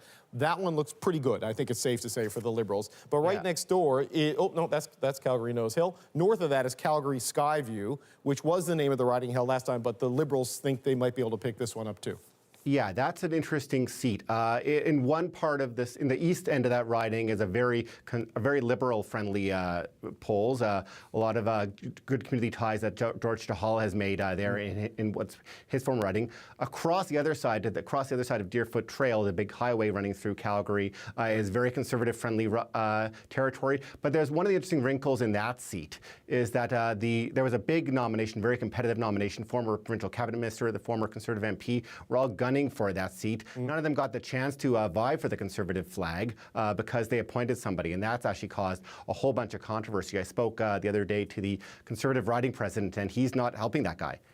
In part, because his daughter was going to run for that seat. And the Liberals are running a pretty new guy who's a sort of protege of Chahal. That could be a really interesting one to watch. Did you want to go down to the... Yeah, let's go to Calgary Confederation, where the Liberals, Corey Hogan is running there, right? From the university there, but people may know him as one of the 3 hosts of the Strategist podcast. See, if you're a political nerd, you might know that name. Quite communication savvy. He has interesting signs up around the riding, play on the riding's name. Confederation is worth fighting for. He's going up against, it used to be Len Weber's seat, 3-term MP. He's left. Former UCP, United Conservative Provincial MLA, is running in his place, Jeremy Nixon. That's going to be a tight race. It's also where the NDP are showing probably more orange than elsewhere. So that's definitely going to be one to watch. And Corey Hogan's making a serious run, probably more serious than any time the Liberals have had since 2015 there. And then do you want to do Centre next? Yeah, let's finish on Calgary Centre, because it's really just those 4, right? Calgary Centre, I believe that's Greg McLean's seat, and this is where Kent Hare had been elected in the past. Correct me if I'm wrong on that. 2015, Kent Hare, that's right, the former Veterans Affairs Minister ran. This year they're running Lindsay Lunau, who's run before for smaller parties, but seems to be doing really well in that riding. It's got good bones for the Conservatives, as any downtown inner city area of any city in the country. Winnipeg, Vancouver, Toronto, Montreal, Edmonton do well. The Liberal, it's a very progressive part of the city. In fact, the Conservative candidate tries not to talk a lot about Poilievre. Poilievre's not a very popular figure there. So the Conservative, the progressive bones are good for the Liberals in that riding. But Greg McLean did win that area by 50% last time. So it is going to be quite a lift. They'll have to do quite a bit of convincing of people that Poilievre's just not worth voting for, and Carney is. Okay, one last quick question for you, Jason. I've been talking to Conservative MPs who are running out there throughout the campaign, and a couple of them have said Daniel Smith was coming up at the doors early in the campaign, and not necessarily in a good way because of the issues with her relationship with the United States. What kind of an impact is the UCP premier going to have in this thing? One of the candidates, Corey Hogan, actually has one of his pamphlets has Carney versus Smith. Their images on the cover, trying to make hay of the fact that the candidate, Jeremy Nixon, had ties, and that in a lot of pockets of Calgary and Edmonton, she is not popular, especially given some of her comments that she made about Trump, about Poilievre being tied to Trump. Poilievre's actually coming to Calgary for a whistle-stop rally tomorrow afternoon in between Saskatoon and BC. In the past, he has rallied with Danielle Smith. This time, very unlikely.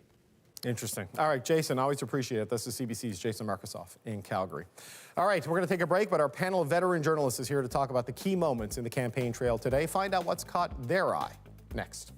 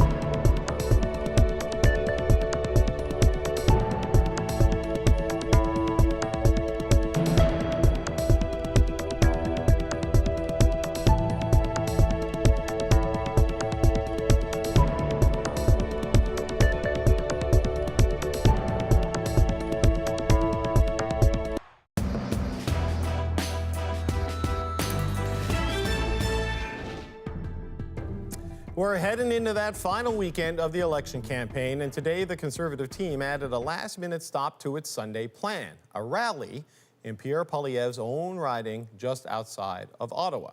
Now, this comes after both the Globe and Mail and the Toronto Star reported that Poilievre may be in a close race to hold on to his seat in the riding of Carleton.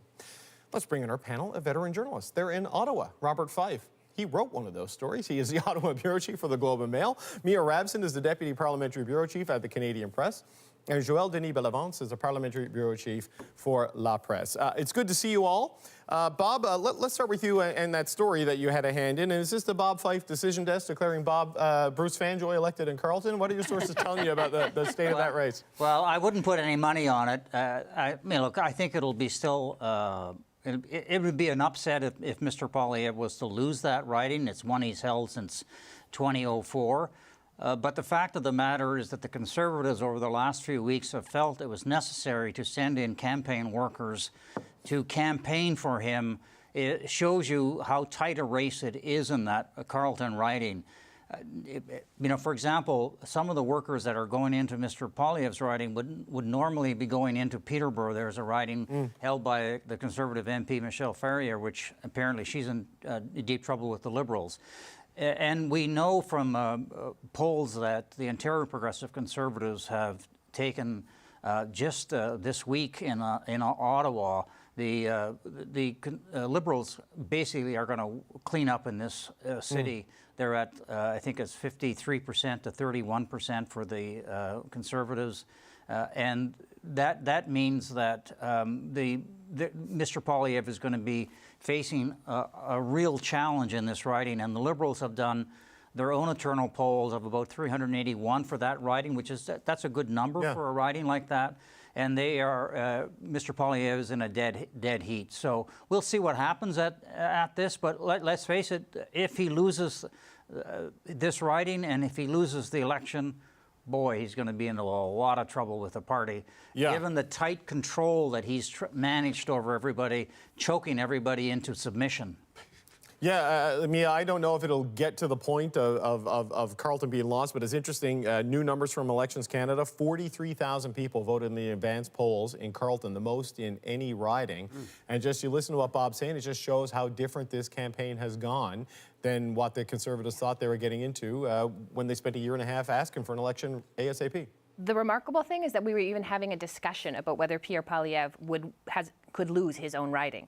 He won that seat by 20 points in the last election. I want to say 15 almost in 2019. This shouldn't be a riding that they are at risk of losing. I mean, 3 months ago, everything was going to be a victory cruise for him. So the fact that we're even having this conversation today is just kind of shocking. I do think it's a sign of where this election is going, the turnaround, every sort of the topsy-turvy election that we're having. But yeah, I mean, even if it's close, he will have a lot of questions that he will have to provide answers for as to exactly how this could have happened. It should be an absolute safe seat for the Conservatives. JD, it's interesting. Elections Canada has apparently obtained a special dispensation to allow them to start counting advance ballots 2 hours before the polls close on voting day. But in Carleton, because the longest ballot committee, there's 91 candidates running there, so they're going to start counting 6 hours earlier, because you can imagine if this is a tight race and 91 names, it could be like 3 o'clock in the morning before we have a result there, like with the by-elections where this happened. And Mr. Poilievre will be anxious to know the results, whether he wins that riding or not. And that's another problem that is piling on for Mr. Poilievre. And usually when you're on a winning ascendancy, if I may say, you go on the offensive. And that just shows that if the Conservatives feel the need to send staff to help Mr. Poilievre win his riding, it means that they're really defending what they have, their assets. And that means that it's a bit sort of like conceding that the election will not turn in their way on Monday night when you have to defend the leader's riding like this. And to me, that's a bit a symptom of the campaign the Conservatives have had since the beginning. And I was telling my colleagues before we went on air how shocked I am still today that the Conservatives seemed so unprepared for this election while they were calling for one basically 2 years ago. and the number of candidates that was rejected, the kind of platform they came up with seems to me that this is not a platform that was written 2 years ago or was 2 years in the making. And lastly, that they were unable to switch message, pivot from their message throughout the campaign until they faced, some trouble in the polls. So that means that the Conservative Party, the way they ran their campaign, they were not prepared for this election. And surprisingly to me, because they were calling for one for the last 2 years. Bob, I'm surprised by where the Conservatives are in the final days of this campaign. Look, they're going to stop in Saskatoon because they haven't been to Saskatchewan. They don't want to ignore the province. I don't think they feel they're in big trouble in Saskatchewan. But you got to beat down the doors of the 905 if you're going to win this thing. Instead, you're in Calgary, you're in Halifax, you're ending. I just thought we'd see Pierre Poilievre, all around Mississauga, Brampton, York region, Hamilton, really for days on end. What are your thoughts over there? Well, there's two things. One is I'm surprised he has to go into Calgary. Why do you have to go into Calgary? It should be a very safe area. So clearly they are concerned that they're going to lose some seats. Why would you go into Saskatoon? The Liberals have not won a seat in Saskatoon since 1993, but Mr. Carney has been in there, and obviously Mr. Poilievre feels he's got to go in there too, because they're obviously afraid that they're going to lose seats. And so when you see leaders having to go into their own ridings, that means they're trying to protect seats from the Liberals. But you're absolutely right. Ontario is where the votes. This is what's going to form a majority government, is Ontario, and they should be working that 905. They should be working the 519. Should be working the Peel area, and they really are not doing that. And I wonder it's because we know from the numbers from the Ontario Progressive Conservatives that the Liberals are about 10 to 15 points ahead of the Conservatives in Ontario, and I wonder if they're just at this point realizing that they're not going to be able to pick up those seats. So why waste your time? Yeah, I mean, Mia, sometimes you and I have been on these planes in elections. Sometimes the stop is just what's close to the airport so you can do it efficiently. Where's the major media market so you can make sure the cameras are there, and it's about hitting the media as opposed to a specific riding. But what are your thoughts on the Conservatives not really zeroing in on what everyone kind of thinks is, I know the lower mainland of BC matters, but it is everything around Toronto. I mean, BC is also, a battleground, and for the Conservatives, this campaign might be a battle of inches in some ridings, and so every riding that they can maintain or maybe try and pick up, especially from the NDP, there's some contests in BC typically that are NDP Conservative battles. I'm wondering if this decision isn't about that they're worried about Saskatchewan or Calgary per se, although there are certainly seats at risk to the Liberals in both of those cities right now. I wonder if he needs to go in and show that momentum. They were using these rallies for this entire campaign to show that they could bring out the crowds, and he needs that as to energize them for the last few days of this campaign. I mean, no doubt they will have a big crowd in Saskatoon. They will get a big crowd in Calgary, and I wonder if that is part of what is driving that decision, is that going into that final day, they can still show, look, we still can bring out the people, so don't worry, we're not out of this. Yeah, they had a smaller rally sort of in the Vaughan area, around Toronto the other night. Now, I don't know, not going to suggest that's a sign of weakness because the Leafs were playing, in the playoffs. So, people had something they really wanted to watch. But just what's your thoughts on that? I mean, if the rally sizes do prove, this was the barometer of their strength by the party's own measurement, right? Early in the campaign. What if they don't deliver the big numbers in the stretch run? What does that tell us? Well, if this was the election based on rallies, the Conservative Party would win it. But polls show another thing, that the Liberals are more popular. And there is one reason for that, as you know, David. It's because of the collapse of the NDP support. For the Conservative to be successful anywhere in Canada, at least in Ontario and even BC, the NDP has to be stronger than it is right now. And the fact that the NDP is so low does not help the Conservative Party. So I'm guessing that Sunday night they'll be praying for a resurrection of some sort of the NDP support so that they can win more seats in Ontario and in British Columbia. Yeah. And the problem is still the same also in Quebec in some measure. The NDP collapse is also a factor in Quebec, and with the Bloc Québécois support also bleeding support to the Liberal Party, that does not help the Conservative Party win more seats. Okay, I want to jump in there for a second if I can, because I want to show you, we have seen a little bit of a rebound by the Bloc, if we can put up the polling graphic there, gang. They've been coming up a little bit, as I understand it, JD, you know, at about 26% now, though maybe a little bit more movement you're hearing from parties and with their internal numbers, you know, in the past 5-6 days. Well, what's your sense of that dynamic, JD, in Quebec? Do you think the Bloc is moving enough to mitigate seat losses and maybe keep the Liberals down under that 40 threshold they kind of need to hit if they want to win a majority? The short answer to that question is no, because of the NDP collapse vote also in Quebec that is also going to the Liberal Party. So the Bloc Québécois cannot win many seats with 25% because it is spread out. And it is fighting the Liberals in the island of Montreal, in the suburbs mostly, and in the regions also. You know, they can win, they can lose some seats as well. So I'll give you the example of the seat of Diane Le Boutillier, the Minister of Fisheries, well, the former Minister of Fisheries. In the Gaspé? Yeah, in the Gaspé. She was about to be in a tough fight with Alexis Duchesne, the Bloc Québécois candidate, but apparently she's in good shape to win that riding. And if she wins that riding, that spells really bad news for the Bloc Québécois in the entire province, in my sense, because the last time there was a red wave, Diane Le Boutillier won handily her riding, and if that's the case again in this fourth election, the Bloc Québécois will be in rough shape on Monday night. Interesting. Well, and because of the Ile de Magdalene, we start to get the polling results a half an hour earlier there. Exactly. Sorry, during the Atlantic window instead of the Quebec window on Monday night. So we'll get a bit of a preview of that.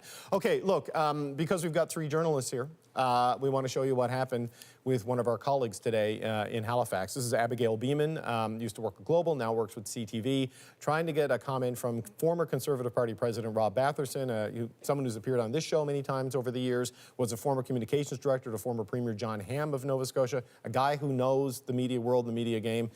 Look what happened. Sorry, guys, we are just going to hold here. Mr. Batherson, don't push me, Riley. Mr. Batherson, can we chat with you for a minute? Mr. Batherson? Thank you very much. Are you gesturing to us or to the party? Can we ask you a couple questions, Mr. Batherson, about the race in the Atlantic? Mr. Batherson, do you have any comments on Trump's new comments about Canada's sovereignty? Please don't push me, Riley. Please don't. You're literally pushing me. Please don't push me. Please don't push me. Mr. Batherson, do you have a minute for the cameras, please? Mr. Batherson, do you have any comments on Trump's new comments about Canada's sovereignty or the new auto threat since we're standing in a car dealership? Bob, I want to start with you if I can. I mean, what are your thoughts on that? If you don't want to answer questions, that's fine. You can walk away and do your things. Whoever Riley is, I don't know who Riley is, kind of deliberately getting in the way, you know, making contact with the reporter a couple of times to the point that Abigail had to say, don't push me. I mean, we saw similar things in Newfoundland when they were in Petty Harbor. I mean, what do you make of this? Well, these are not isolated incidents. Our own report. Mr. Batherson. Oh. Experiences. In fact, I was getting phone calls from the last couple of days. Just the way they were treated, they're put into these basically cages, and they're not allowed to go out and talk to the people who are showing up at rallies. And they always have a minder there to make sure that they're not allowed out. I mean, it is absolutely ridiculous. And the fact of the matter is that that the people in these rallies are quite fine to talk to reporters. There's not a problem with that. It's the controlling tactics of Mr. Poilievre and his team. And let's remember Jenny Byrne, who's the campaign manager, when they refused to let we're not going to let reporters have on a campaign plane. This was going to be the most transparent election in Canadian history. Well, it is with the other parties, but it certainly isn't with the Conservatives. Well, yeah, I mean, this looks pretty transparent, but I don't think it's transparency. I mean, it feels to me that this doesn't help a campaign because you just don't get the fuller coverage of their candidates. You don't get the fuller coverage of their platform, their ideas. Well, it's anti-democratic as well, let's face it. Election campaigns are an opportunity to test the leadership, to talk to people who show up at these rallies, what are their concerns. Our job as reporters is to talk to all these people and reflect that in our reporting. And they simply do not want that. They want to control the message so much that it just seems so self-defeating. Yeah, Mia, what do you think on this? It was interesting, like no debates, very few interviews, though I did notice some of the candidates back in my home province, they did CBC debates, which I don't know if Central Campaign knew about that, but they happened. Your thoughts? I mean, it's not new that Conservative candidates are not doing debates. We've seen this in multiple elections before, and clearly there's some message to them that they shouldn't do it. But that's not just taking it away from journalists being able to write about it. That's also taking it away from voters who might attend or watch some of those debates and get a chance to see the candidates side by side, hear what they have to say about local issues, hear from their local candidate. This campaign, and maybe not just from the Conservatives as well, this campaign is so much about the leaders and who is running, leading these parties. It's not even about the teams that might form around them in a cabinet. It is so much about Mr. Carney and Mr. Poilievre and what their vision is and what they will say about things. And that's really a disservice to voters and to MPs or the people running to be MPs. Well, Mia, on that point, you can't punch through, right? You can't punch through, you know, as a local candidate if you're not allowed to actually do earned media and talk to people and display yourself as anything other than a backdrop for the leader. Well, and do you really want to be the line in a story that says the Conservative candidate couldn't be reached for comment, the Conservative candidate didn't attend a debate? You know, that's not really the line that they should be wanting in these stories. But if that's the line they would prefer over trusting that their candidates could actually answer questions with intelligence, that doesn't suggest they have confidence in their candidates, and that's not a good message to send either. So JD, how is this playing out in places like Quebec? I've heard Chantal Hébert talk about how someone like Gérard Deltel could be an excellent spokesperson for the Conservatives in Quebec, but just kind of low profile, not doing a lot of stuff. Everything is about the leader, and it all lives and dies with him. Well, he's been disappeared from the map. I'm wondering if he's still running. We haven't heard from him since the election campaign started. It's a bit silly because you're running for office, but you're running away from answering questions. Democracy is about answering questions because you want to run the affairs of the nation. But if you don't have the courage to answer those questions, well, just stay home. That's my personal opinion. And we've seen that in Quebec a lot also. Candidates were invited over and over from the Conservative Party, but they all said no. And it's a sad story because, as you mentioned, Gérard Deltel is a very efficient communicator, very effective. He can sell the message, but he's not allowed to do it. So what does it leave Mr. Deltel to do? Just stay silent and not participate in any debates. And that's unfortunate because Mr. Deltel and many other Tory MPs in Quebec, you know, they can sell the message, but they're not allowed to do it. So it's a bit silly season to me. Yeah, you know, David, I think there's going to be a reckoning after this election campaign if the Liberals win a majority. You know, you've had not only the control, the way MPs and candidates have been treated like children, but there were 90 ridings that Jenny Byrne had kept to herself and selected people, and that has really got in the craw of a lot of people who felt the Conservative Party should be grassroots. They should be nominating and electing people.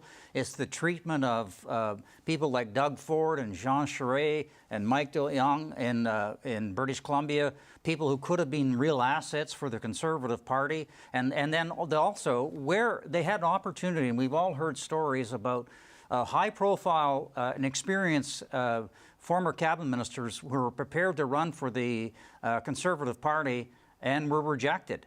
And now you cannot name, you wouldn't be able to name who would be the finance minister in a Poilievre government. It's been a one-man show. And I think at the end of this, when this campaign is over, and if they lose, I think there's going to be a lot of very unhappy Conservatives who are going to be voicing a lot of criticism about the leader and his campaign manager. Well, you know, Mia, on Bob's point, I had thought that Mike DeYoung might be the finance minister in a Carney government because he was the finance minister, in a Poilievre government. Bob planted that in my head. But, you know, here we are. You know, the purity test and the loyalty test got applied. And then the not dealing with the media thing. And look, I know people say this is all, you're making it about you and it's inside baseball. They're losing with boomers and people over 50. Guess who watches shows like this at critical mass? It's boomers and people over 50, of which I am one. So, Mia, it seems like you're cutting off an audience that you need.